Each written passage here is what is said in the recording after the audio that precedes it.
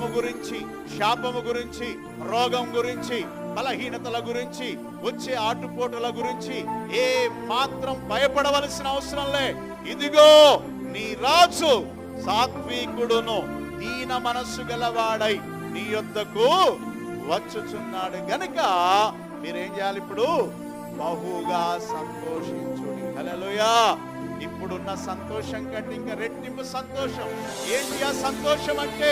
పాపములో ఉన్న మనల్ని, తల్లి గర్భములో నుండి కర్మ జన్మ పాపాలతో ఉన్న మనల్ని రక్షించడానికి ఆ రక్షకుడే స్వయంగా నేరుగా ఆయనే వస్తున్నాడు గనుక మీరు బహుగా సంతోషించిన హృదయాలు చెమ్మరిల్లబడాలా.